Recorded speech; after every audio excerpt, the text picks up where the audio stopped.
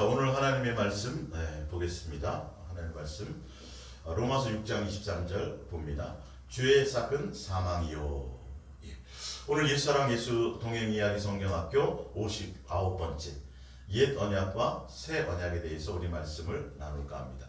원래 제가 이거는 47번째 때 요거를 하려고 준비를 해놨었던 것인데 그동안 뭐 특별히 다른 기회가 없었고 이제 최근 들어서 또 아마 뭐 새 언약에 대해서 또 성경을 그러니까 책으로 자꾸 연구하다 보면 자꾸 불필요한 이슈들을 나와요. 뭐 성막론을 가지고 제사를 어떤 성막 이론을 가지고 또 수많은 사람들이 거기 또 회개는 회개에 대해서 또 한국 기독교 또 이슈를 만들고 지금은 뭐 새 언약에 대해서 어떤 부분적으로 아니요 자꾸 부분적으로 어떤 것들을 하는 것이 아니라 그 예수님이고 그 예수님을 사랑하라는 그것이 전부가 되어야 되는데 어찌되었든 요번에 이제 이걸 통해서 좀 레위기서에 나와 있던 뭐 율법에 대한 거나 또 제사법에 대한 거나 또 뭐 절기에 대한 거나 성막론에 대한 거나 기타 모든 이런 구약에 나와 있는 이런 것에 대해서 한번 히브리서를 현대어 성경으로 읽어버리면 이 부분을 깔끔하게 다 정리가 되어 있어요. 굳이 거기에 뭐 제사법이라든지 뭐 지성소, 뭐 성소, 어떤 성막, 기타 이런 것에 대해서 굳이 많이 마음을 빼앗길 일도 없고 복잡하게 생각할 일도 없는데 오늘 2시간 다음 주까지 해서 다음 주는 새 언약의 능력이라는 말씀으로 해서 좀 더 구체적으로 옛사랑 예수 동행의 관점에서 함께 정리를 좀 해드릴까 합니다. 죄의 삭은 사망, 이건 하나님의 법이에요. 죄를 지으면 반드시 죄에 대한 대가가 있어야 돼요. 예. 그래서 공의의 하나님은 죄를 지으면 죄의 대가는 바로 사망이라 돼, 죽음이라고 했어요. 그래서 내가 반드시 내가 죽든지 아니면 다른 사람이 대신 죽든지 어쨌든 죽어야 돼요.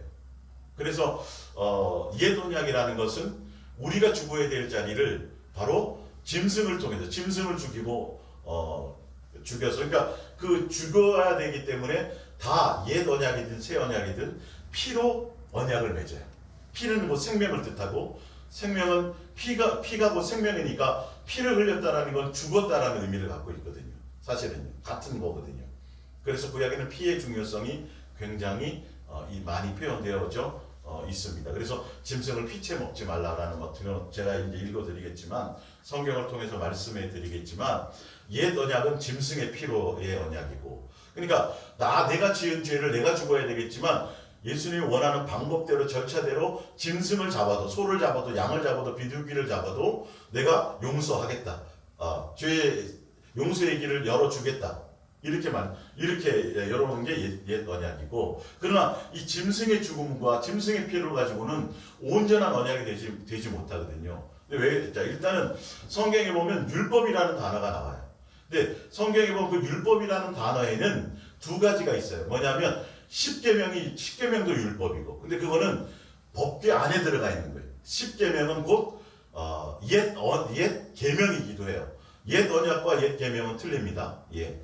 그리고 또 율법이라고 성경의 단어는 율법으로 되어져 있지만 또 뭐가 있냐면 각종 제사법. 그러니까 범죄하였을 때 어떤 제사의 절차를 거치고 어떤 짐승을 어떻게 잡고 화목제물일 때는 어떻게 번제일 때는 어떻게 어떤 곡식을 들여서 하고 이런 제사 우리의 살 길을 열어놓은 제사법들 그 다음에 각종 절기 또 성막에 대한 것 그리고 뭐 안식이나 어떤 안식일을 지키는 거라든지 기타 우리의 생활의 규범에 대한 어떻게 살아야 될 것은 우리 생활을 통제하고 생활의 규범에 대한 것들을 해놓은 것도 또한 율법이라고 얘기합니다.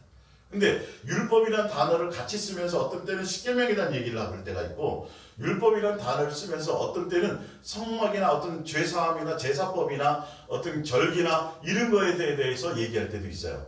이걸 여러분들이 잘 아시면 구분하실 수가 있겠죠. 그 부분도 제가 말씀드리겠지만 그래서 법궤 안에는 십계명의 두 돌판만 들어있습니다. 그리고 나머지 율법의 규례에 대해서는 없어요. 그러니까 법궤 안에는 들어가 있지 않아요. 그러니까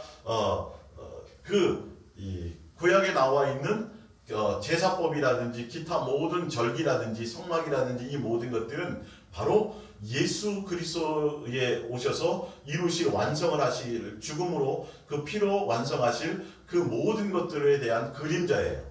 그러니까 그 실체는 예수님이고 그 예수님이 오실 그 전까지의 그림자로서의 기능을 발휘하고 있는 것들입니다.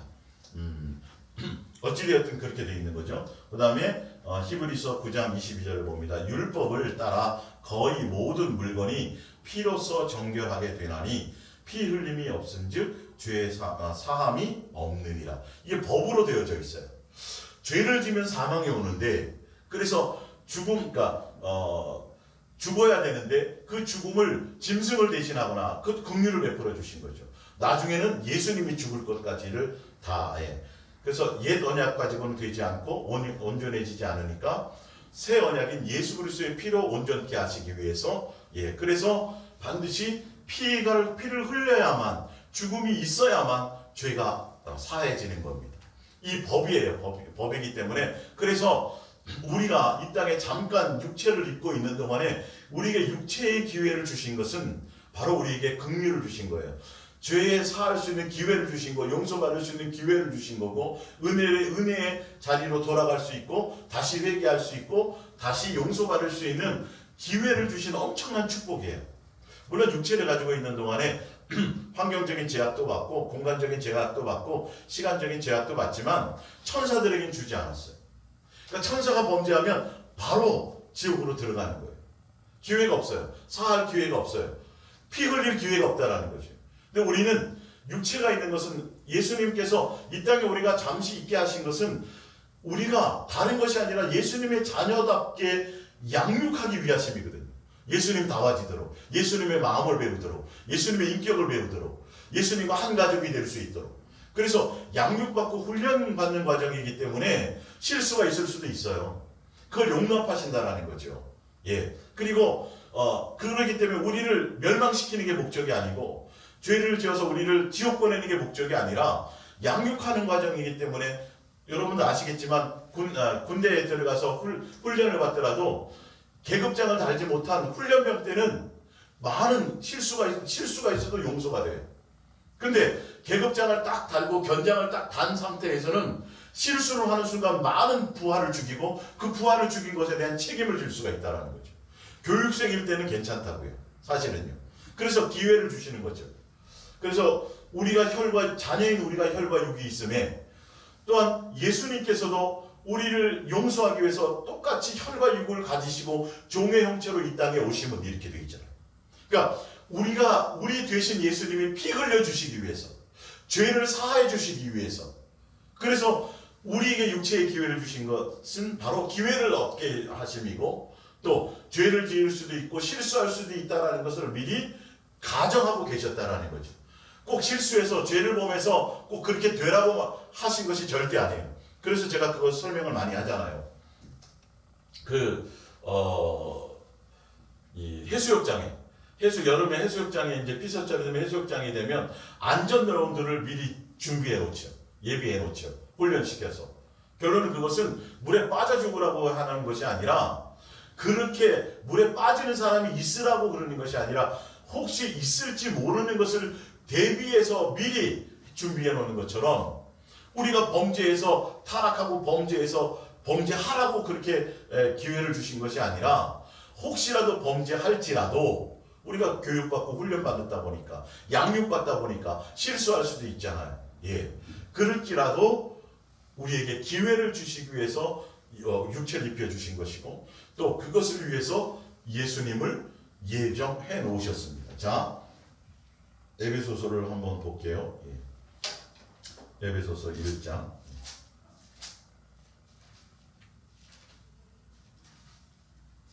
여기서의 예정은 예수 믿을 사람 안 믿을 사람, 구원 받을 사람 안 받을 사람에 대한 구분에 대한 예정이 아니라 우리를 위해서 예수 그리스도를 예정해 놓으셨다는 거죠. 에베소서 1장 3절 찬송하리로다 하나님 곧 우리 주 예수 그리스도의 아버지께서 그리스도 안에서 하늘에 속한 모든 신령한 복을 우리에게 주시되.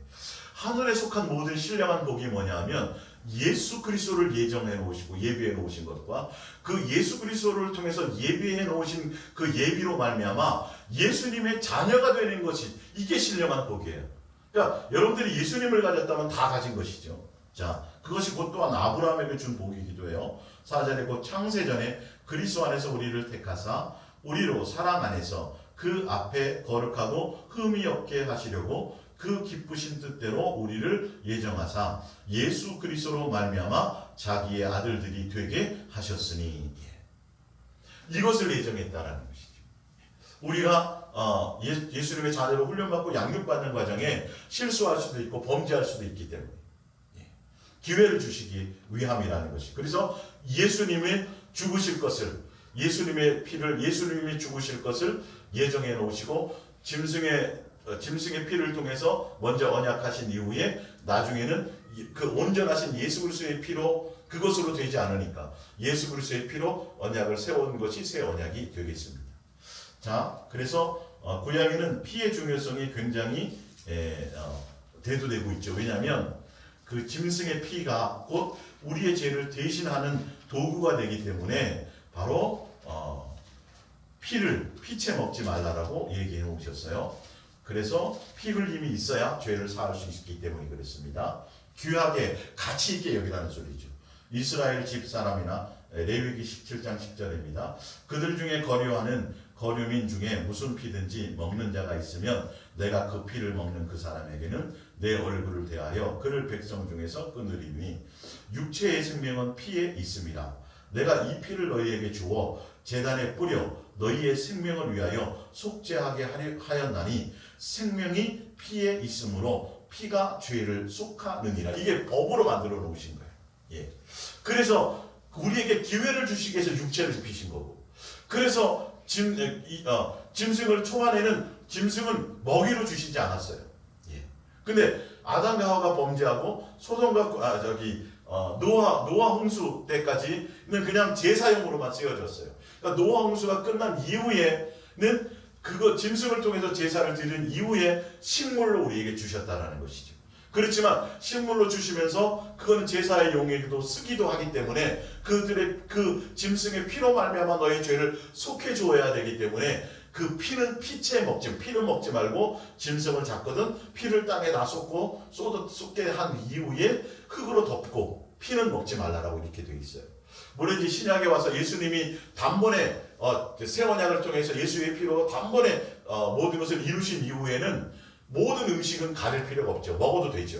감사함으로요. 그렇게 구별할 수가 있겠습니다. 자, 그래서 창세기 3장 21절 아까 읽어줬던 것처럼 여호와 하나님이 아담과 그의 아내를 위하여 가죽옷을 지어 입히시니라. 바로 이것은 바로 식물을 통해서 나무의 잎사귀로 가려버리면 하루만 지나면 말라서 또 다시 해줘야 돼요. 그래서 에덴 동산에서 밖에 예수님이 내보내시면서, 왜 그러냐면 그것은 죄 사할 수 있는 기회를 준다라는 거죠. 예. 그래서 가죽을 옷을 입혔다는 건 짐승을 잡았다라는 거죠. 양을 잡았는지 뭘 잡았는지 어쨌든 짐승의 피로 말미암아 너희를 사할 기회를 주겠다고 예표하신 거예요. 그것은 예수 그리스도의 죽음으로까지 연결되는 거죠. 믿음의 언약까지, 믿음으로 관계되는 그 언약까지를 예표하고 계신 겁니다. 그러니까 오히려 범죄에서 나가는데 나뭇잎이 아니라 오히려 더 좋은 옷을 입힌 거잖아요. 우리에게 기회를 주시기 위해서 육체를 주셨기 때문에, 그래서 예수님을 예정해 놓으셨기 때문에 우리는 범죄로 말미암아 죄를 지면 멸망시킬 것이 목적이 아니라 자녀로 양육하는 목적이기 때문에 실수를 하든 어떤 많은 것들을 하더라도 돌아올 기회를 주기 위해서 가죽옷을 입혔다라는 것입니다. 이건 곧 짐승의 피로에 대한 것이고, 그 이후에는 예수 그리스도의 피를 또 예정하고 있는 것을 보여주시는 것입니다. 자, 그래서 바로 대표적으로 뭐가 나오냐면 히브리서 11장에 보면 아벨과 가인의 제사가 나와요. 근데 가인은 곡식으로 제사를 드렸고요. 물론 레위기의 제사법에는 곡식으로 드리는 것도 있어요. 곡식법도요. 그러나 지금 여기에는 우리의 죄를 속해서 생명을 보존하기 위한 것이기 때문에 피의 제사가 필요한 거예요. 예수님이 원하시는 것들이요. 짐승의 피나 반드시 언약은 바로 피로만 말미암아 죄 씻을 수 있기 때문에 오히려 가인이 더 많은 정성을 들였는지 모르죠. 그런데 아벨은 바로 첫 양을 들었어요. 양을 짐승을 드렸기 때문에 오히려 아벨과 아벨의 제물을 받았다고 되어 있는 거예요. 우리가 그 언약, 그 피에 대한 언약을 한번 보겠습니다. 히브리서 11장 4절을 제가 한번 현대 성경으로 보면 좀 더 구체적으로 좀 이해하기 쉽게 나오기 때문에 제가 한번 읽어드리겠습니다. 11장 4절에 보면 아벨이 하나님께 순종하여 가인이 드린, 아벨은 하나님께 순종을 했어요. 뭐에 대한 순종이었냐면 가인이 드린 것보다 훨씬 더 하나님께서 기뻐하시는 제물을 드렸다. 그러니까 아벨은 예수님의 뜻은, 하나님의 뜻은 짐승을 잡아서 그건 예표한다는, 우리의 죄를 사할 기회를 주시겠다라는 것을, 그래서 그것에 대해서 순종했다라고 되어 있어요. 순종해서 드렸던 것이 바로 양을 잡아주고 짐승을 잡았다니 피를 흘렸다라는 것이죠. 그래서 제물을 드린 것도 믿음이 있었기 때문입니다. 하나님께서 아벨과 그의 예물을 기꺼이 받아서 드리셨다라는 것을 증명해 주셨습니다. 그래서 오랜 옛날에 죽은 아벨에게서 우리는 지금도 많은 교훈을 배우는 것입니다. 이렇게 되어 있어요. 그러니까 아벨은 예수님의 뜻을 알아서 믿음으로, 예수님의 어떤 믿음의 주요 온전케 하신 예수님의 뜻을 알고 그 뜻에 순종해서 짐승을 잡아서 피를 흘렸다는 거죠. 온전한 순종을 했다는. 그래서 예수님이 아벨의 순종의 그 제물에 대해서 기뻐하셨고 제물과 아벨을 받으셨다고 되어져 있습니다. 근데 가인은 순종하지 않아서 불순종했다는 거죠. 자기 멋대로, 하나님의 뜻대로가 아니라 자기 멋대로 드렸다는 것을 얘기하고 있습니다. 자, 창세기 12장 1절을 볼게요. 여호와께서 아브라함에게 이르시되 너는 너의 고향과 친척과 아버지의 집을 떠나서 내가 내게 보여줄 땅으로 가라. 내가 너로 큰 민족을 이루고 내게 복을 주어 내 이름을 장대하게 하리니 너는 복이 될지라. 너를 축복하는 자에게는 내가 복을 내리고 너를 저주하는 자에게는 내가 저주하리니 땅의 모든 족속이 너로 말미암아 복을 얻을 것이라. 여기서 이제 아브라함에게 주시는 이 복이라는 것은 바로 뒤에 나중에 설명하겠지만 그냥 뭐 이 땅에서 많은 가문을 가지고 또 뭐 재물을 가지고 이 땅에 또 어떤 그런 세상에 속한 복을 얘기하는 것이 아니라 분명하게 아브라함의 씨를 통해서 올 누구? 예수 그리스도. 새 언약에 우리를 위해서 죽으시고 희생 제물이 되어 주실, 온전한 제물이 되어 주실, 온전한 언약이 되어 주실 예수 그리스도. 바로 복이 뭐냐면, 아브라함의 복이 뭐냐면 예수 그리스도를 주시겠다고 아브라함과 믿음의 언약을 하신 거예요. 예. 근데 희한하게 아브라함은 유대인의 조상이기도 하잖아요. 근데 유대인과 나중에 모세로 말미암아 430년 이후에 애굽에서 출애굽해서 430년 동안 종살이 하면서 많은 민족을 이루었단 말이죠. 그 민족과 모세를 통해서 율법을 신의 산을 통해서 율법과 많은 제사법에 대한 어떤 규례에 대한 그 법을 통해서 옛 언약을 맺게 되겠는데, 그 옛 언약을 맺기 전에 유대인의 조상인데도 불구하고 아브라함은 예수님과 다이렉트로 믿음의 새 언약에 대한 믿음의 언약을 먼저 맺습니다. 예. 그러니까 아브라함은 옛 언약과 새 언약을 함께 갖는 사람이 되었죠. 굉장히 복받은 사람이 된 것이죠. 예수 그리스도를 언약으로 받았으니까. 근데 그 이유는 있어요. 어쨌든 그래서 아브라함은 바로 할례 받기 전에 유대인으로서의 예수님과 온전한 언약을 맺기 전에 바로 누구요? 예수님으로, 그러니까 모든 전 인류의 유대인의 조상이기도 하고 모든 인류의 조상이 될 수 있던 것이죠. 되었던 것이죠. 그래서 나중에 예수 그리스도를 믿는, 예수님이 복이니까, 예수님을 준 거니까 예수 그리스도를 믿는 모든 사람은 아브라함의 후손이 되어져요. 믿음의 후손이 돼요. 믿음으로. 혈통의 후손이 아니라. 그렇지만 유대인들은 혈통의 후손이긴 하지만 다 이스마엘은 또 아니거든요. 언약을 통해 언약을 받은 이삭의 후손만이, 곧 뭐냐면 그들도 마찬가지로 짐승으로 언약을 맺었지만 예수 그리스도 안에 들어와야만 그들도 온전한 아브라함의 자손이 될 수 있는 겁니다. 예, 두 가지를 다 포함하고 있어요. 자, 창세기 22장을 보면 그것에 대해서 나옵니다. 아브라함이 가졌던 복이 무엇인지. 창세기 22장 22장 11절 여호와의 사자가 하늘에서부터 그를 불러 아뢰되 아브라함아 아브라함아 하시는지라 아브라함이 이르되 내가 여기 있나이다 하며 사자가 이르되 그 아이에게 내 손을 대지 말라 그에게 아무 일도 하지 말라 내가 내 아들 내 독자까지도 내게 아끼지 아니하였으니 내가 이제야 내가 하나님을 경외하는 줄을 알았노라. 그러니까 아들 독자 예수님을 대표하자 희생 제물이 돼 아들 아브라함이 아들 독자 이삭을 바치면서 예수님께 이제야 내가 나를 사랑하고 경외하고 나를 예수님의 뜻에 순종해서 내가 이제 내 마음에 들고 내 뜻을 맡고 나를 사랑하는지를 경외하는지를 그것이 확증이 되어버린 거예요. 순종함으로 말미암아. 자 그러면서 15절에 보면 여호와의 사자가 하늘에서부터 두 번째 아브라함에게 불러 이르되 그것이 확증되고 나서 이르시되 여호와께서 이르시기를 내가 나를 가리켜 맹세하노니 내가 이같이 행하여 내 아들 내 독자도 아끼지 아니하였은즉 내가 내게 큰 복을 주고 내 씨가 크게 번성하여 하늘의 별과 같고 바닷가의 모래와 같게 하리니 내 씨가 그 대적의 성문을 차지하리라. 또 내 씨로 말미암아 천하 만민이 복을 받으리니 이는 내가 나의 말을 준행하였음이니라 하셨다 하니라. 이 아브라함이 그의 종들에게 돌아가서 함께 떠나 브엘세바에 이르러 거기 거주하였더라.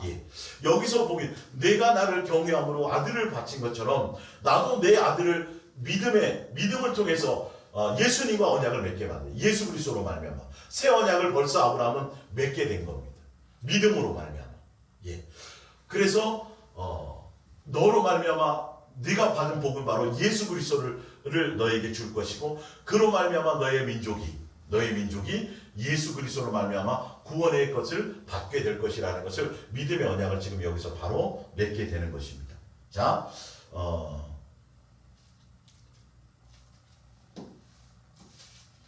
갈라디아서 3장 8절을 볼게요. 프린트물 갈라디아 3장 8절. 또 하나님이 이방을 믿음으로 말미암아 의로 정하실 것을 성경이 미리 알고 먼저 아브라함에게 복음을 전하되 모든 이방인이 너로 말미암아 복을 받으리라 하였느니라. 여기서의 복은요, 예수님의 자녀가 될 수 있는 기회, 예수님을 그들이 받을 수 있는 기회, 예수님을 믿음으로 구원받을 수 있는 기회, 새 언약의 기회를 이방인들에게, 그러니까 이방인들에게는 옛 언약의 의미가 없어요. 옛 언약은 유대인들에게만 해당이 돼요. 그러니까 우리들은 절대 제사나 할례나 어떤 절기나 안식 이거는 전혀 거기에 해당되지 않아요. 옛 언약 성막 무슨 지성 전혀 그것과 우리와 관계가 없어요. 옛 언약은 우리와 관계된 것이 아니라 유대인들과 관계되어 있어요. 이스라엘 백성들에게만 관계되어져 있어요. 그들도 결론은 그것이 온전하지 못하기 때문에 다시 새 언약을 예수님이 세우시지만 우리는 이방인들은 아브라함을 통해서 새 언약을 받은 자들이 되는 것이죠. 자, 그래서 아브라함이 예수님과 다이렉트로 새 언약을 맺게 되는 그것을 창세기에 나와 있는 14장에 보면 아까 이삭을 바침으로 언약하셨고 그 전에 먼저 봅니다. 창세기 14장 17절에 보면 아브라함이 그돌로 오멜과 그와 함께한 왕들을 저부수고 돌아올 때에 롯을 구하고 오는 것이죠. 소돔 왕이 샤워 골짜기 곧 왕의 골짜기로 나와 그를 영접하였고 살렘 왕 멜기세덱이 떡과 포도주를 가지고 나왔으니 이는 지극히 높으신 하나님의 제사장이었더라. 그가 아브라함에게 축복하여 이르되 천지의 주제이시여 지극히 높으신 하나님이여 아브라함에게 복을 주옵소서. 너희 대적을 내 손에 붙이신 지극히 높으신 하나님을 찬송할지로다 하며 아브라함이 그 얻은 것에서 10분의 1을 멜기세덱에게 주었더라.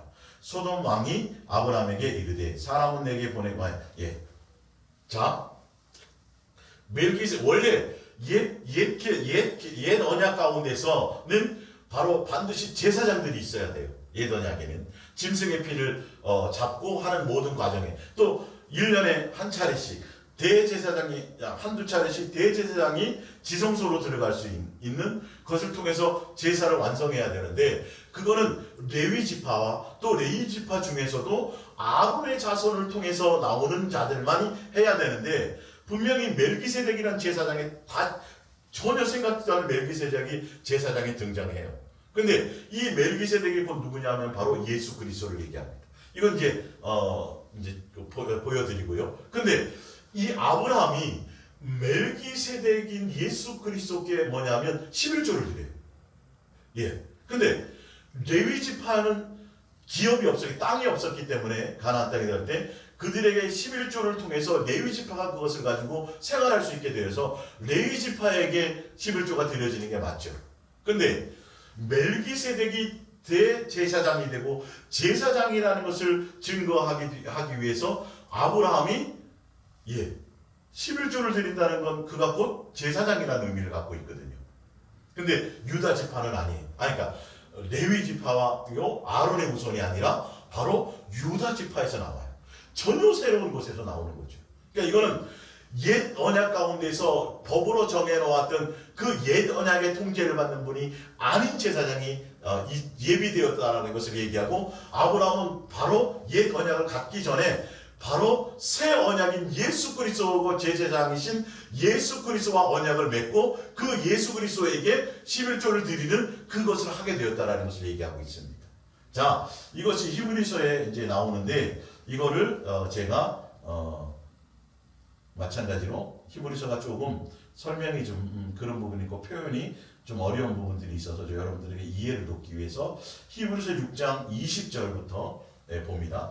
그리스도께서는 이미 그 지성소에 들어가 계십니다. 그리고 멜기세덱의 반열에 나오죠. 살렘 왕의 반열에서는 영예로운 대제사장으로서 우리를 위하여 중보의 일을 하고 계십니다. 그때 아브라함은 전리품 10분의 1을 멜기세덱에게 바쳤습니다. 멜기세덱이라는 이름은 정의를 뜻하고 나라 이름인 살렘은 평화를 뜻합니다. 그 이름의 뜻대로 그는 정의의 왕인 동시에 평화의 왕이기도 합니다. 곧 예수 그리스도를 얘기하는 겁니다. 멜기세덱에게는 아버지도 없고 어머니도 없으니 족보도 또한 없습니다. 이거는 사람의 혈통을 통해서 온 분이 아니라는 거예요. 하나님의 아들을 얘기하는 거죠. 레위 지파라든지 어떤 지파나 육의 혈통을 통한 것이 아니라 하나님의 아들이 올 것을 얘기하는 거죠. 그 멜기세덱은 새 언약의 주가 되시는 예수님은 그 대제사장이신 그 예수님, 아브라함이 11조를 바쳤던 그분은 새 언약을 이루실 하나님의 아들, 그분이 오실 거라는 것은, 그분이 새 언약의 중보가 되시고 주가 될 거라는 것을 설명하는, 그런 출생도 사망도 없어요. 그 생명이 하나님의 아들과 같으며 나와 있죠. 영원한 제사장의 일을 맡아보는 사람입니다. 멜기세덱이 얼마나 위대한 인물인가를 곰곰이 생각해 봅니다. 첫째, 그는 하나님께서 제일 먼저 택하신 사람이라는 점입니다. 그래서 대선조인 아브라함까지도 멜기세덱의 전리품의 10분의 1을 11조를 바쳤다는 거죠. 만일 멜기세덱이 레위 가문의 제사장이라면 아브라함이 그렇게 한 것에 대해서 하등 이상해 할 것이 없습니다. 왜냐하면 레위 지파라면 당연히 레위 지파에게 11조를 드려야 돼요. 근데 이건 레위 지파가 아니거든요. 유다의 지파에서 오신 거거든요. 근데 전혀 법에 정해놓지 않은 생뚱맞은 짓을 하는 거예요. 그분에게 멜기세덱 그분에게 11조를 드렸으니까 제사장 규례에 맞는 법이 아니거죠. 그러나 하나님의 백성은 그들의 친족인 제사장들을 위해 수입의 10분의 1을 주어야 할 의무가 율법으로 제정되어 있기 때문입니다.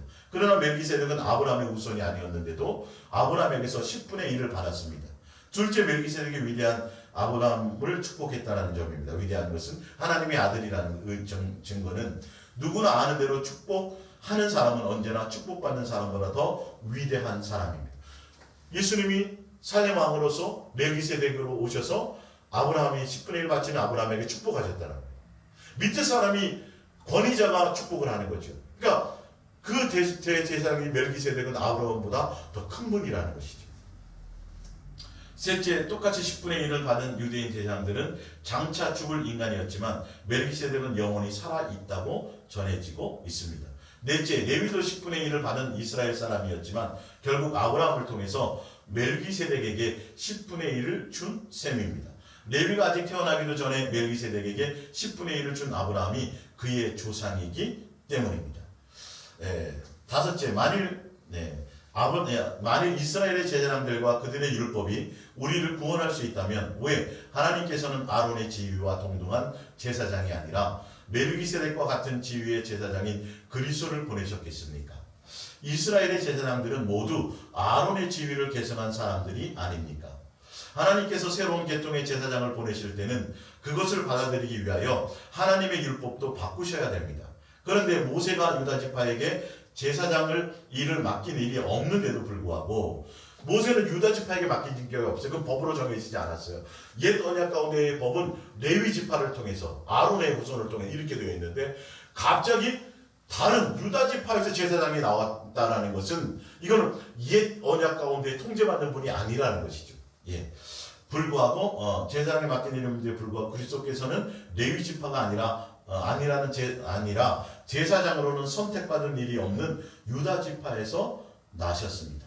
예. 지금 그것을 얘기하는 것이죠. 예. 자, 그러면서 아브라함이 예수님의 그 요한복음에 보면 너희 조상이 아브라함이냐? 근데 왜 너희 조상이 아브라함이라고 한다면 너희는 뭐예요? 나를 사랑하였으리라. 왜 그러냐면 아브라함은 새 언약을 벌써 받았기 때문에 믿음의 언약을 받았기 때문에 아브라함은 예수님의 때가 올 것을 예수님의 새 언약의 때를 가지고 우리의 죄를 위해서 속하러 오실 이 땅에 오실 것을 그 때를 바라보다가 그 때를 보고 기뻐하였다라고 얘기하고 있다. 예. 그러니까 아브라함은 옛 언약 가운데도 있지만 유대의 조상이긴 하지만 모든 이방인의 조상이요 예수를 믿는 모든 사람들의 조상으로서의 복을 받은 거예요. 곧 누구요? 예수 그리스도를 언약으로 받았다는 것입니다. 그게 하늘에 속한 신령한 복이 되기도 하고요. 예. 자, 로마서 4장 16절입니다. 그러므로 상속자가 되는 그것이 은혜에 속하기 위하여 믿음으로 되나니 이는 그 약속을 그 모든 후손에게 굳게 하려 하심이라. 율법에 속한 자에게뿐만 아니라 아브라함의 믿음에 속한 자에게도 앞에 율법에 속했다라는 건 유대 옛 언약 가운데 있다는 걸 얘기하죠. 아니라 아브라함의 믿음에 속한 자에게도 그러하니라. 아브라함은 우리 모든 사람의 조상이라 이렇게 되어져 있죠. 예. 자, 그래서 후대에 와서 예수 그리스도를 믿는 모든 사람들은 예수님으로 말미암아 아브라함이 믿음으로 예수님과 언약을 맺었기 때문에 또한 예수님을 믿는 모든 자는 아브라함의 후손이 되게 되는 것입니다. 자, 그런데 중요한 것은 여러분들이 좀 알아야 될 것이 뭐냐면 이 율법에 옛 언약 가운데 있었던 그 율법, 십계명이 갖고 있는 이 율법에 또 기타 나머지 율법에 대한 그 율법이 갖는 율법의 기능을 좀 알아야 돼요. 그래야 이 부분이 좀 더 구체적으로 이해를 할 수 있습니다. 자, 갈라디아서를 볼게요. 갈라디아서 3장 19절입니다. 자, 요것도 제가 현대 성경으로 보여드릴게요. 갈라디아서 3장 프린트 몰드에 있습니다. 예. 그러면 율법은 무엇 때문에 주셨습니까? 이제 율법의 기능에 대해서 알아야 됩니다. 그것은 약속을 주신 후에 하나님의 율법을 어기는 것이 얼마나 큰 죄가 되는 것인가를 사람들에게 보이려고 덤으로 주신 것입니다. 그러나 이 율법은 하나님의 약속에서 가리킨 후손 곧 그리스도께서 오실 때까지만 유효한 것입니다. 또 하나 다른 것이 있습니다. 하나님께서 율법을 주실 때는 천사들의 손을 거쳐 모세에게 주셨고 모세는 그것을 백성에게 주었습니다. 그러나 하나님께서 아브라함에게 약속, 새 언약이죠.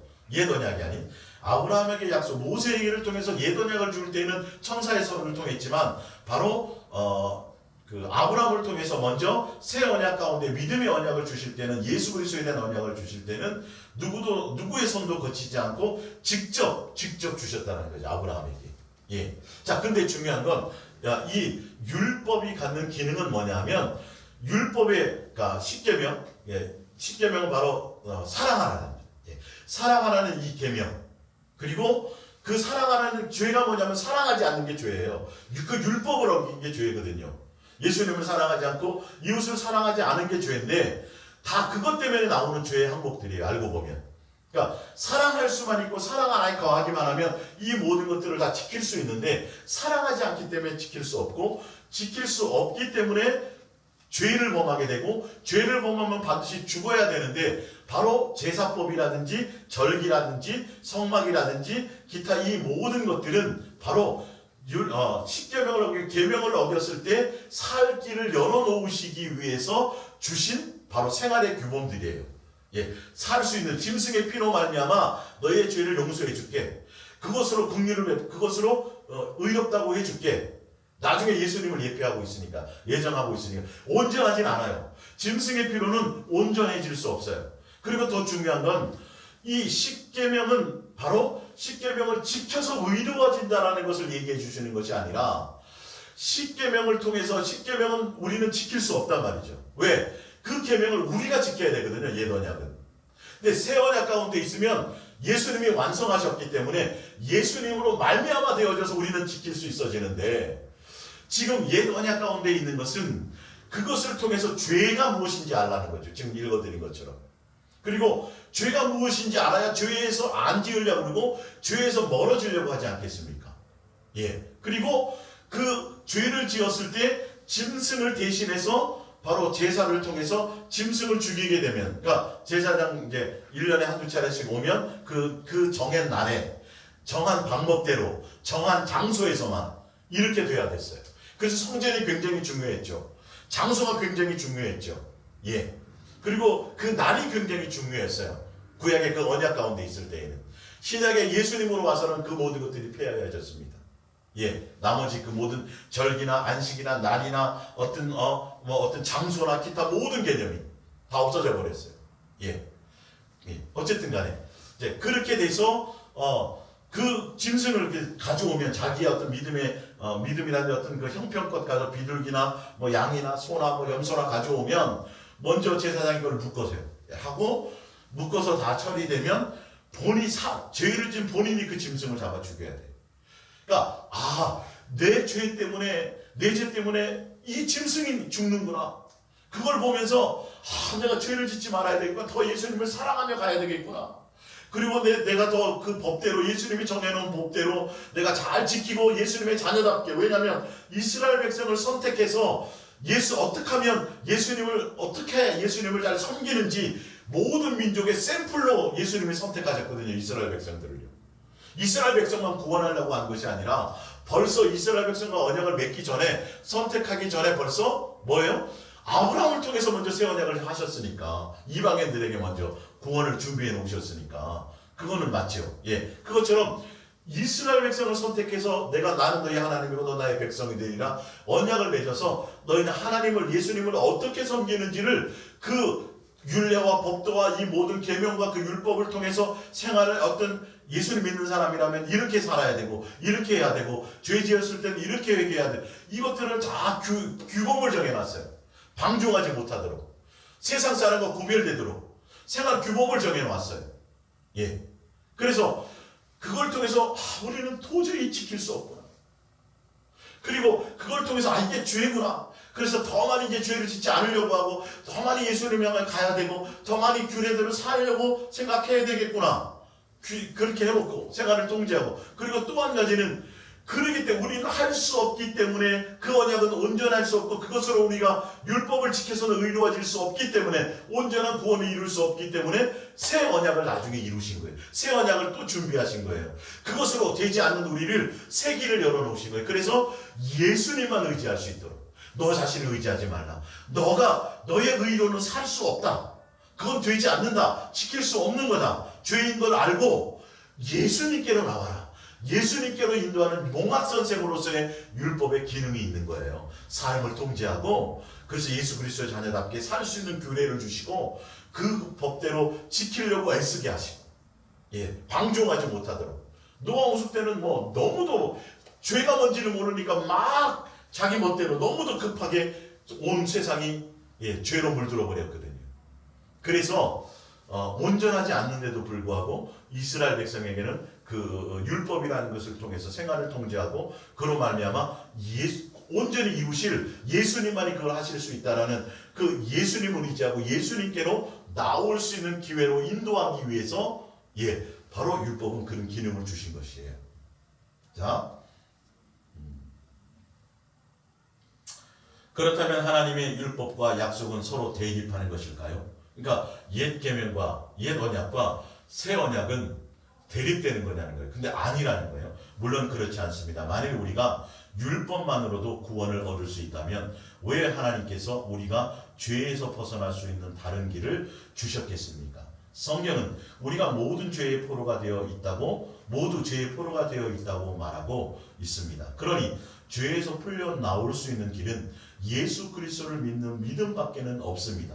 이 길은 그리스도를 믿는 모든 사람에게 열려 있습니다. 그러니까 옛 언약의 기능은 그것으로 온전해질 수 있고 구원받을 수 있는 길이 아니었어요. 그러니까 통제하는 거예요. 예수님께로 인도할 길이었어요. 그렇기 때문에 그것으로 말미암아 되지 않기 때문에 새 언약을 통해서 예수님을 예비해 놓으신 것이죠. 예수님께로 올 수 있도록. 그러니까 이건 상충되는 것이 아니라 같은 길이라는 것이죠.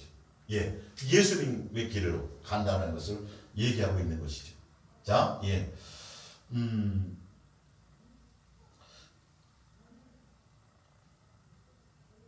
자, 그리스도께서 오시기 전 우리는 율법의 감시를 받아왔습니다. 장차 오실 구세주를 믿게 될 때까지 율법의 보호와 감독을 받아요. 그러니까 율법을 주신 이유는 우리를 감독하고 더 세상으로 빠지지 않도록 구별될 수 있도록 감독하고 또 통제하고 보호하는 것을 했다라는 것이죠. 그나마 그것이 있어야 죄가 무엇인지 알고 법이 정해져 있어야 그나마 죄를 덜 짓지 않겠냐는 거죠.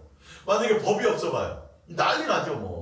정말 교통법규가 없으면 난리 날 것이고. 그래서 이스라엘 백성을 선택해서 구별되게 살 수 있는 예수님의 자녀는 이렇게 살아야 된다라고 완전하지는 않더라도 그렇게 갈 수 있도록 통제하는 것이 율법의 기능이었어요. 그게 온전하지 못하고 그것으로 구원으로 갈 수 있는, 다 지킬 수 있는 것이 아닌 것을 아셨단 말이죠. 다시 말해서 율법은 그리스도께서 오셔서 우리의 믿음을 통하여 하나님과 올바른 관계에 세워 주시기 전까지 우리의 교사이며 안내자였습니다. 예수님이 오시기 전까지 그것을 통제하고 예수님께로 인도할 수 있는 안내, 그림자에 불과했다는 것이죠. 실체는 예수님이었고요. 그러나 그리스도께서 오신 지금에는 이 이상 더 우리를 감시하고 우리를 그리스도에게 인도할 율법이 필요 없습니다. 우리 모두 예수 그리스도를 믿어 하나님의 자녀가 되었기 때문입니다. 다 완성하셨네요. 예수님이 오셔가지고 옛 언약인 사랑하라는 율법을 그분이 사랑으로 오셔서 사랑의 확증을 보여주시고, 그것을 통해서 율법을 완성해버렸어요. 사랑으로 율법의 완성은 사랑이거든요. 근데 우리로 말미암았을 때는, 내가 지켜야 했을 때는 우리는 지킬 수 없죠. 사랑할 수 없었죠. 그러니까 범죄 가운데 노출되었지만 짐승의 피로 말미암아 길을 열어놓으셨지만 그것으로는 온전하지도 못했어요. 그리고 온전하게 드리지도 못했어요. 그들은요. 그걸 이용하기만 했죠.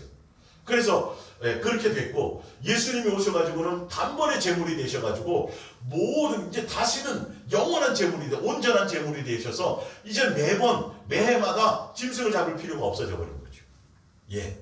그러니까 구약의 제사와 신약의 예배는 정확하게 구분이 되는 거예요, 사실은.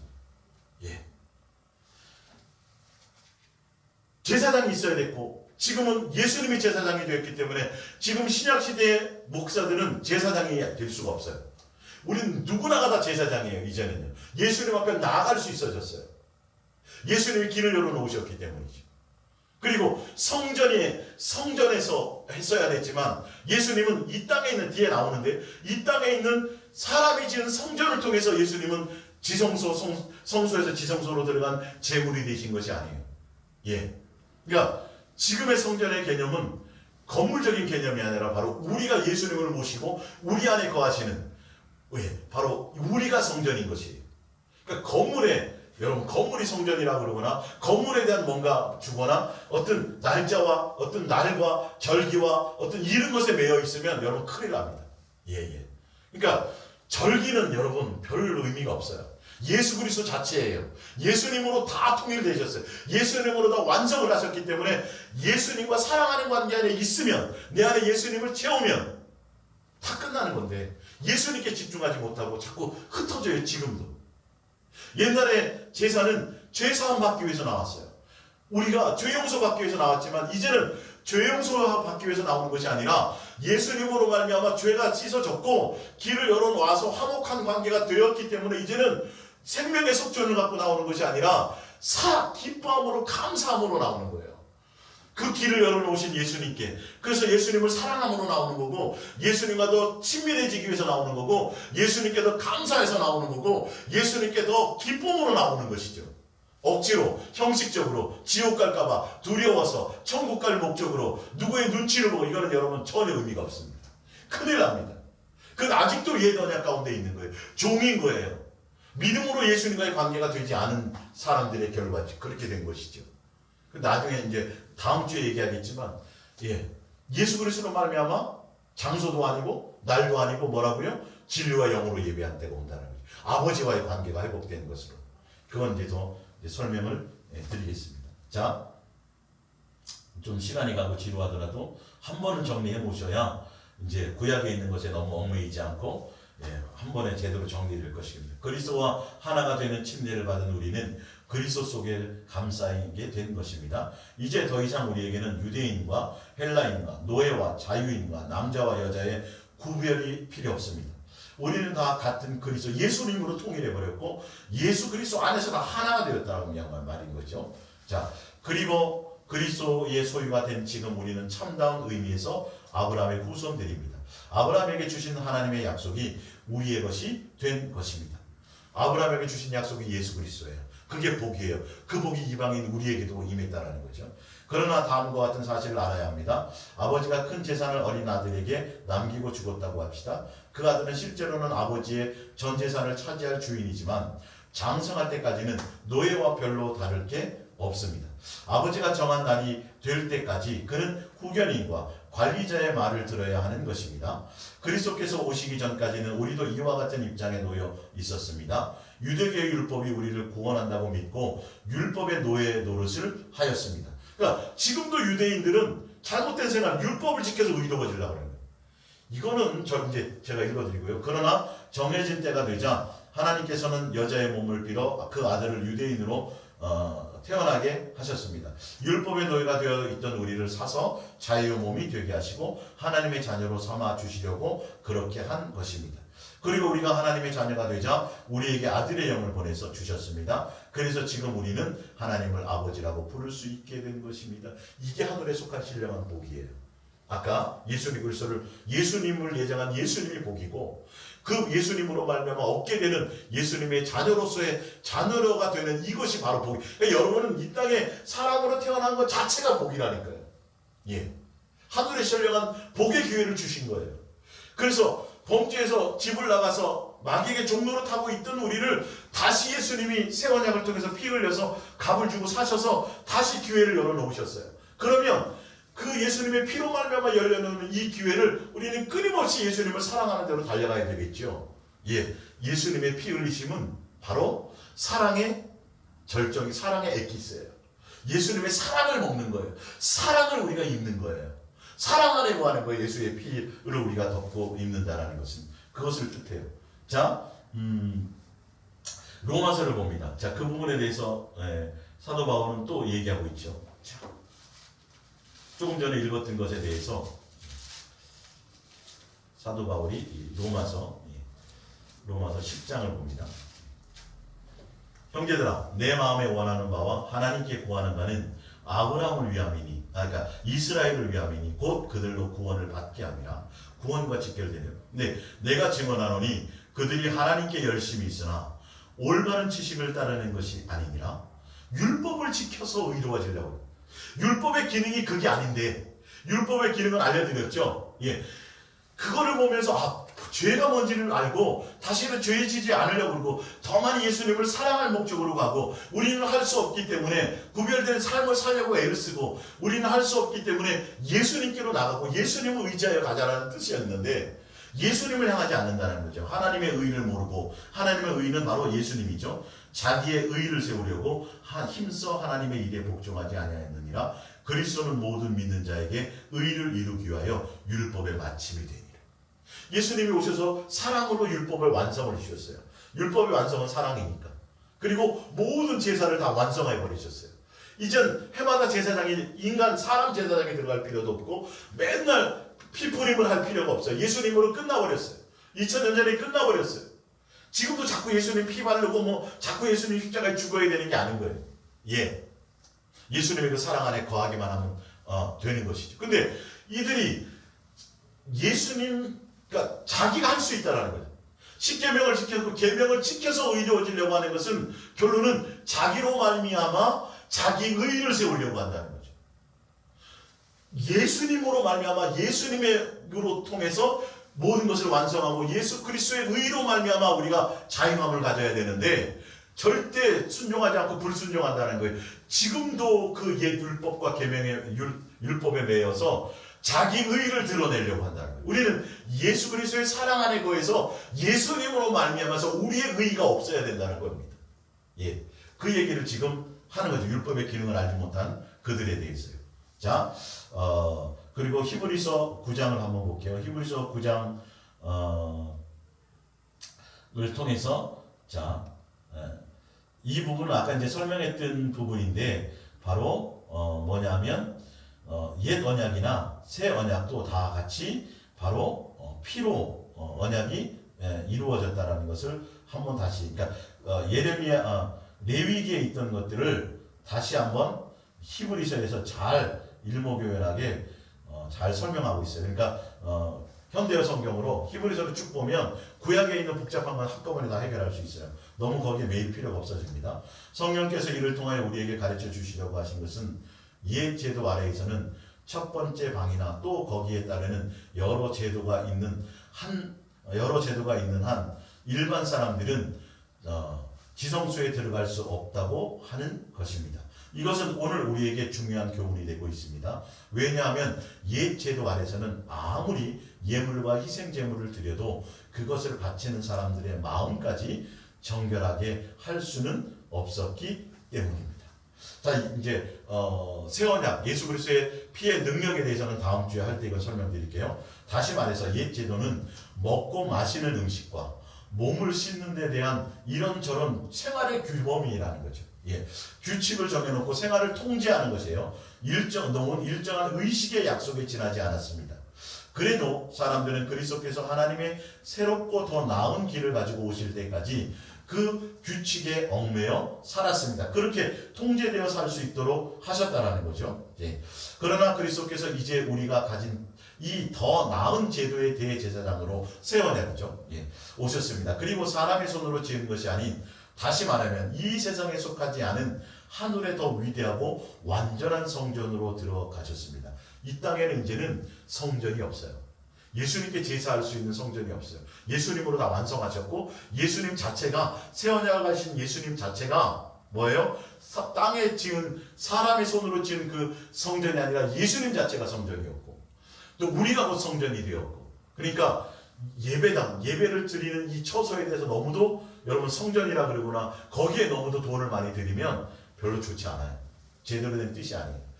그리스도께서는 단 한 번 안쪽에 있는 지성소에 들어가 피를 한 번으로 끝내셨어요. 피를 뿌리셨습니다.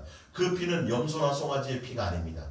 그리스도께서 자신의 피를 흘려서 그 피로 몸소 우리에게 영원한 구원을 보증해 주신 것입니다. 만일 옛 제도 아래에서 황소나 염소의 피와 암송아지의 제가 사람들의 몸을 죄악에서 씻어낼 수 있었다면 하물며 그리스도의 피가 우리의 마음과 생활을 변화시킨다는 것은 더 확실한 일이 아니겠습니까?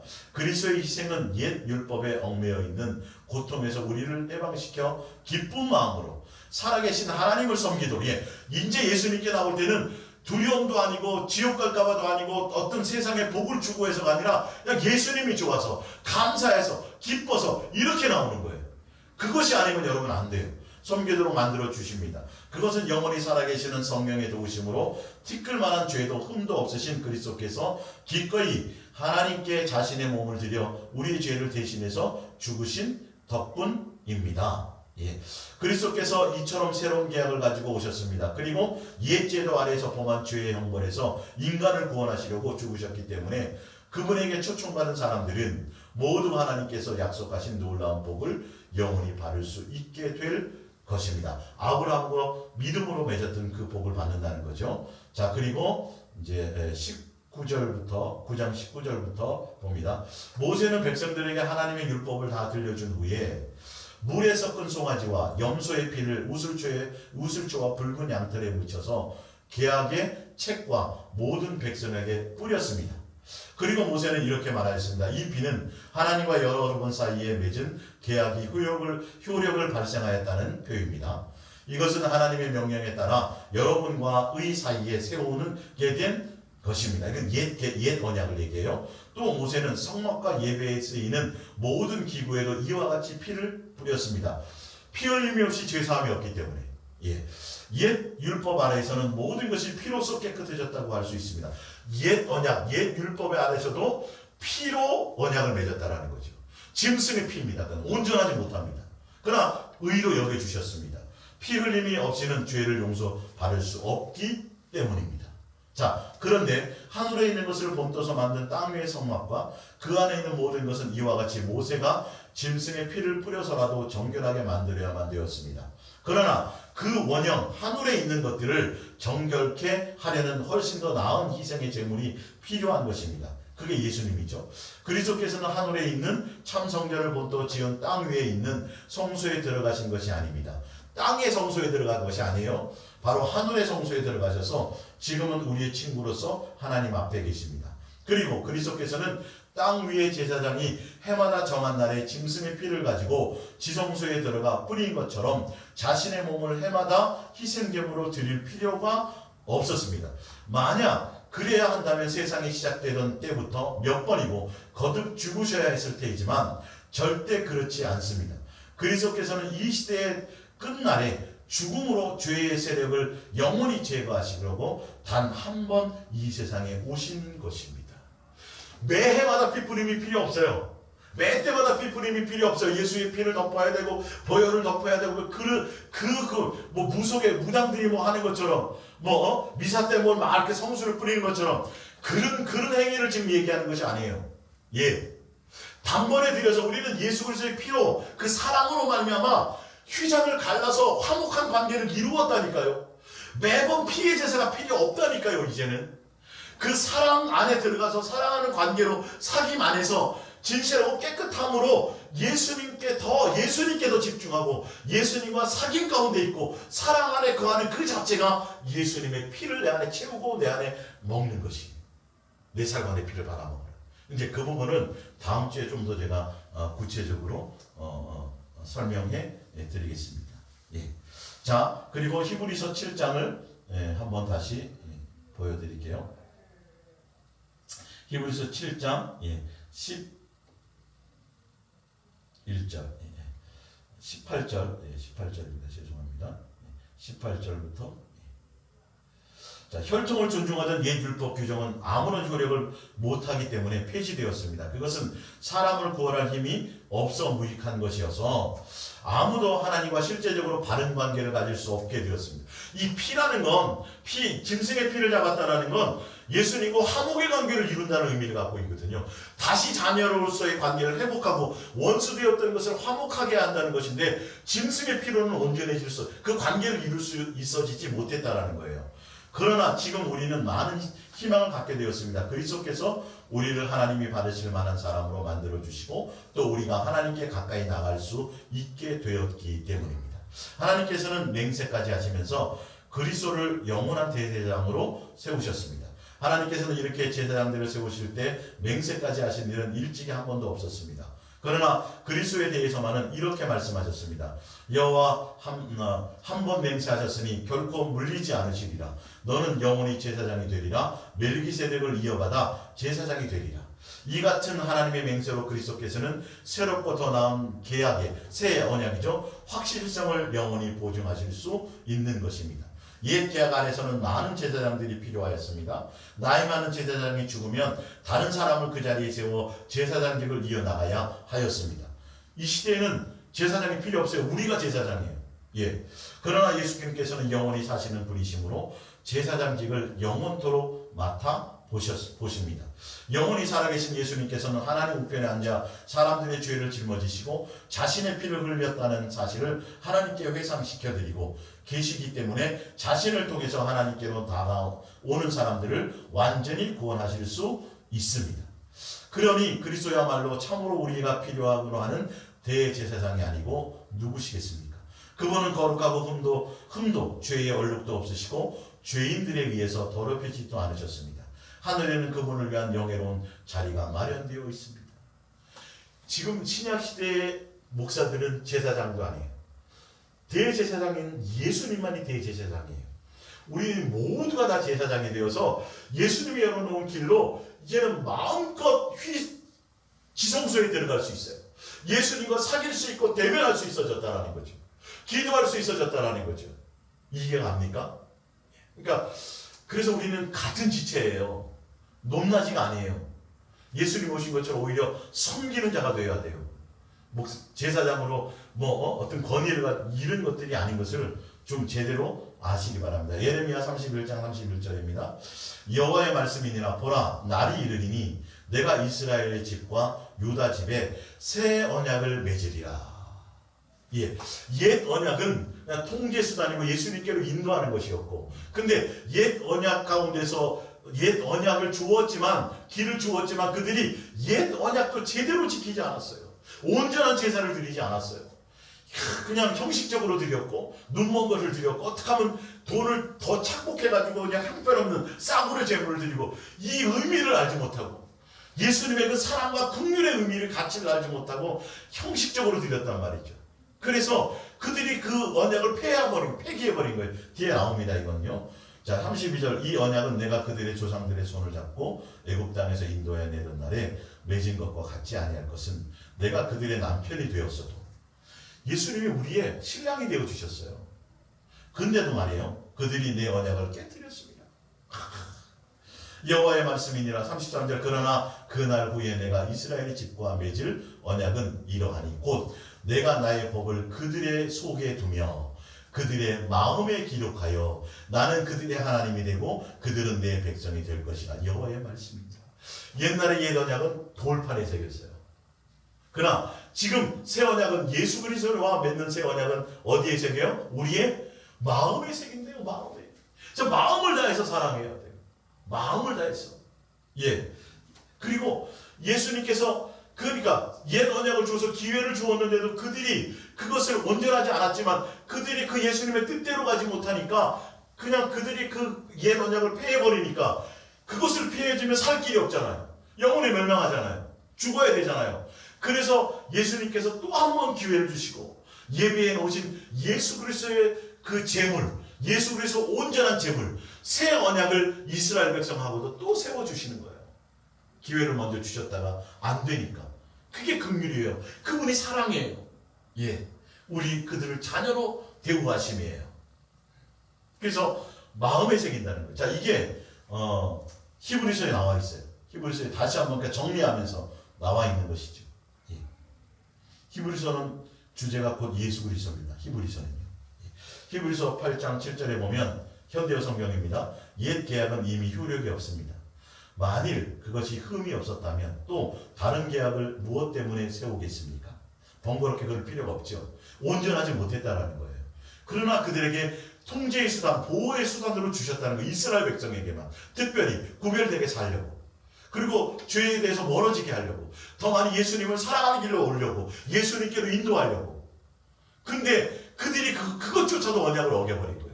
자, 나와요. 하나님께서는 옛 계약에서 흠을 발견하시고 다음과 같이 말씀하셨습니다. 내 백성들아, 너희는 똑똑히 듣고 알아라. 이제 얼마 있지 않으면 내가 이스라엘과 유다 백성 전체를 상대로 새 계약을 체결하겠다. 물론 내가 그들의 조상들과도 계약을 체결한 일이 있었으나 이번에는 그것과 아주 다른 새 계약이다. 그들의 조상들이 애굽에서 종살이를 하고 있을 때에 나는 그들을 데리고 나왔다. 내가 이렇게 그들을 해방시켰던 날에 그들과 계약을 체결하였다. 나는 그 계약을 충실하게 지켜와 주었으나 그들이 일방적으로 그 계약을 깨뜨려 버렸다. 그래서 나는 그들을 미워하고 징계하였다. 그러나 이제 내가 이스라엘 백성과 체결하려는 새 언약은 계약 자체가 완전히 옛 것과 다른 것이다. 제사장도 레위 지파 사람의 혈통을 따라온 사람도 아니고, 제사장도 매년 해마다 드려야 될 제사장도 아니고, 이제는 영원히 사시는 전혀 죄 없고 흠 없는 분, 그리고 유다의 혈통으로 통해서 오시는 하나님의 아들 그 제사장이라는 것을 얘기하는 것이죠. 그분과 맺은 이 계약은 내가 각 사람과 개인적으로 체결하겠다. 나는 이제 나의 새 계약을 돌판에 서서 그들에게 주지 않고 그들의 각자의 마음과 양심에 새겨 놓겠다. 나는 이렇게 내 법을 그들의 가슴 속에 새겨 놓고 그들의 부드러운 살과 피 속에 넣어 주어 나는 그들의 하나님이 되고 그들은 나의 백성이 되도록 하겠다. 새 언약은 우리의 마음에 새기는데 각자 1대1의 사랑의 관계라는 거예요. 우리를 각자 성전 삼아서, 예전에는 그냥 함께 성막 가운데서 이름을 두시고 이렇게 동행하고 거니셨다면 이제는 우리 안에, 우리 세포 안에, 우리의 심령 안에, 우리의 피와 살 안에, 그래서 내 살과 내 피를 받아먹으는 예수 그리스도로 옷 입고 예수 그리스도로 살고 내 안에 예수로 채우고 예수의 사랑으로 채우고 내 안에 예수가 살 수 있도록 완전히 내 마음에 1대1로 예수님과의 관계를 각각의 사랑의 관계가 다 틀려요. 예. 예수님께 집중해야 돼요. 사랑을 목적으로 예수님께 나가야 돼요. 이게 새 언약이에요. 이 새 언약의 의미예요. 새 언약의 능력과 가치는 다음 주에 제가 보여드리겠습니다. 그리고 한 가지 더 이제 보여드릴 것은 그들 온전하지 못했지만 그 율법을 내가 그들의 신랑이 되어서까지 함께 해주고 그들을 인도했지만 그들은 어떻게 했다고요? 율법을 옛 언약을 파기했다라는 거, 일방적으로. 그래서 새 언약을 줄 수밖에 없었다라고 얘기하는 그 부분에 대해서 이제 해드릴게요. 예레미야 7장입니다. 예레미야 7장. 이 부분은 예수님이 공생애를 거치시고 성전 예배드리는 자, 성전에서 예배하고 제사하는 자들을 상을 엎으시면서 하셨던 얘기들이 여기에 있어요. 여전히 그대로예요. 그들은. 예레미야 7장 1절 여호와께로부터 예레미야에게 말씀이 임하니라 하시니라. 너는 여호와의 진문에서 서서 이 말을 선포하여 이르기를 여호와께 예배하러 이 문으로 들어가는 유다 사람들아, 여호와의 말씀을 들으라. 만군의 여호와 이스라엘의 하나님께서 이와 같이 말씀하시되 너희 길과 행위를 바르게 하라. 그리하면 내가 너희로 이곳에 살게 하리라. 너희는 이것이 여호와의 성전이라 여호와의 성전이라 여호와의 성전이라 하는 거짓말을 믿지 말라. 너희가 만일 길과 행위를 참으로 바르게 하며 이웃들을 사랑해야 된다는 거예요. 예수님을 사랑함으로 율법의 10계명이죠. 그 사랑함으로 사이의 정의를 행하며 이방인과 고아와 과부를 압제하지 아니하며 무지한 자의 피를 이곳에서 흘리지 아니하면 다른 신들 뒤를 따라 화를 자초하지 아니하면 내가 다른 신들의 뒤를 따라 화를 자초하지 않으면 내가 너희를 이곳에서 살게 하리니 곧 너희 조상에게 영원 무궁토록 준 땅이니라. 보라, 너희가 무익한 거짓말을 의존하는도다. 너희가 도둑질하면서 살인하며 간음하며 거짓 맹세하며 바알에게 분향하며 너희가 알지 못하는 다른 신들을 따르면서 내 이름으로 일컬음을 받는 이 집에 들어와서 내 앞에 서서 말하기를 우리가 구원을 얻었나이다 하느냐. 이는 이 모든 가증한 일을 행하려 함이로다. 내 이름으로 일컬음을 받는 이 집이 너희 눈에는 도둑의 소굴로 보이느냐. 보라, 나 곧 내가 그것을 보았노라. 여호와의 말씀이니라. 맨날 송아지 갖고 오고 뭐 가져오고 언약을 지킨다라고 죄를 지었어. 죄 지었어요. 송아지 갖고 왔어요. 뭐 제사는 맨날 드리면서 이제 구원 맞죠? 구원 백성 맞죠? 성전에 왔으니까, 성전에서 제물을 바쳤으니까 맞죠? 근데 중요한 건 전혀 삶이 바뀌지 않더라는 거지. 여전히 죄악 가운데 있고 여전히 남을 미워하고 여전히 삶에 온전하지 않더라도 죄에서 자꾸 멀어지려고 하고 예수님께로 가까이 가려고 해야 되는데 오히려 더 강팍해지더라는 거죠. 히브리서 10장에 보면. 그러니까 또 죄 졌죠? 회개하면 되잖아요. 죄 졌죠? 양 잡으면 되잖아요. 죄 졌죠? 예, 뭐 이거 하면 용서해 준다며요? 소 가져왔어요? 됐죠? 이렇게 되는 거예요. 경홀히 여기는 거예요. 그것 곧 예수 그리스도의 죽음도 경홀히 여기있다는 똑같은 거예요. 우리가 맨날 예배 나오면서 교회 지금도 마찬가지예요. 교회 나오고 예배 드리고 뭐 예수님 뭐 사순절날 눈물 흘리고 뭐 뭘 하고 뭐 부활절 뭐 예수 찬송하고 별 다 그런 걸 해도 예수님 앞에 나와서 예수님과 사귐을 통해서 사랑하는 관계로서 내 삶이 바뀌지 않아요. 내 언어가 바뀌지 않고 내 가치가 바뀌지 않고 옛사람에서 완전히 새 사람, 새 언약이라는 것은 옛사람에서 완전히 새 사람 된다라는 거예요. 주인이 바뀐다라는 거예요. 세상이 목적이었던 사람이 이제는 예수님만 목적하고 그 목적도 진실하고 깨끗함으로 사랑할 것에 대한 목적이 되어야 되는데 전혀 그게 바뀌지 않더라는 거예요. 그리고 구원받았다고요. 그리고 제사 드렸고 용서받았죠. 얘기했잖아요. 그것을 이용하려고 한다는 것이죠. 그러니까 결론은 그 언약, 옛 언약도 그 뜻과 의미를 제대로 그들은 지키지 못하고 예수님의 뜻대로 몽학선생으로서의 통제하고 구별되게 하려고 하는, 예수님께로 인도하려고 하는 그것이 오히려 강팍하게 돼. 그들이 스스로가 그렇게 갔던 것이죠. 자, 이사야에서 하나를 더 볼게요. 예. 시간이 좀 갔지만 요번에 한 번에 정리하시면 다음부터는 구약의 뭐 제사나 뭐 절기나 기타 이런 뭐 성막론이나 이런데 여러분 신경 안 쓰셔도 돼요. 자, 10절에 너희 소돔의 1장 10절입니다. 이사야. 너희 소돔에 관한들아 여호와의 말씀을 들을지어다. 너희 고모라의 백성아 우리 하나님의 법에 귀를 기울일지어다. 여호와께서 말씀하시되 너희의 무수한 재물이 내게 무엇이 유익하뇨? 나는 순양의 번제와 살찐 짐승의 기름에 배불렀고 나는 수송아지나 어린 양이나 수경소의 피를 기뻐하지 아니하노라. 너희가 내 앞에 보이러 오는 이것을 누가 너희에게 요구하였느냐? 내 마당만 밟을 뿐이니라. 목사님 눈치 보고 또 형식적으로 예배 안 나오고 뭐 안 하면, 뭐 헌금 안 하고 뭐 안 하면, 교회를 충성하고 하지 않고 뭐 아니하면 지옥 갈까봐, 뭐 이 땅에서 내가 저주를 받을까봐, 뭐가 잘못될까봐, 어디가 부러질까봐. 여러분 지금 단계에는 그런 수준에서 오면 아직도 옛 언약 가운데 있는 거예요. 예수님 오지 말라 그런다고요. 어떤 때는 너가 먹고 배불러서 나를 찾아오냐? 가라. 나 예수의 살과 피를 먹고 나를 먹고 나로 말미암아 살아라. 내 사랑으로 살아라. 내 안에 거야. 그렇지 않으면 먹고 배불러서 응답받기 목적이고 어린아이의 그 신앙의 도의 초보에 아직도 어린아이처럼 전만 요구하며 그렇게 살려고 나온다면 그건 의미가 없어요. 백날 새벽기도 한 번도 안 빠지고 주일 한 번도 안 봄에도 전혀 예수님과 관계가 없다는 거죠. 마음의 관계라는 거죠. 예수님과 실질적으로. 예, 내 삶의 변화가 있어야 된다는 거죠. 12절 너희가 내 앞에 13절 헛된 재물을 다시 가져오지 말라. 분양은 내가 가증히 여기는 바요. 월삭과 안식일과 대회로 모이는 것도 그러하니 성회와 아울러 악을 행하는 것을 내가 견디지 못하겠노라. 예배를 한 번도 안 빠져요. 뭐 구역 예배부터 시작해서 뭐 다 나오는데 예수님의 뜻 안에서 예수님이 원하는 그 마음의 관계고 사랑하는 관계가 아니라 다른 목적으로. 예. 내가 너희의 손을 펼 때에 내가 내 눈을 너희에게서 가리고 너희가 많이 기도할지라도 내가 듣지 아니하리니 이는 너희의 손에 피가 가득함이라. 너희는 스스로 찢으며 스스로 깨끗하게 하여 내 목전에서 너희의 악한 행실을 버리며 행악을 그치고 선행을 배우고 정의를 구하며 학대받는 자를 도와주며 고아를 위하여 신원하며 과부를 위하여 변호하라 하셨느니라. 제사만 주구장창 드리고 너의 그거 용서만 받을 생각하지 말고 이제는 좀 바뀌어라. 이제는 사랑하는 관계로 안으로 들어와라.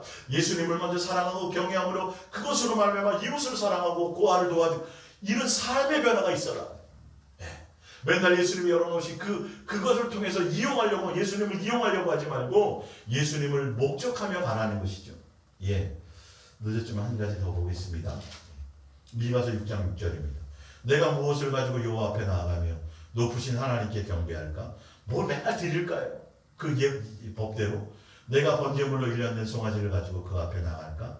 여호와께서 천천의 순양이나 만만의 강물 같은 기름을 기뻐하실까? 내 허물을 위하여 내 맏아들을 내 영혼의 죄로 말미암아 내 몸의 열매를 드릴까?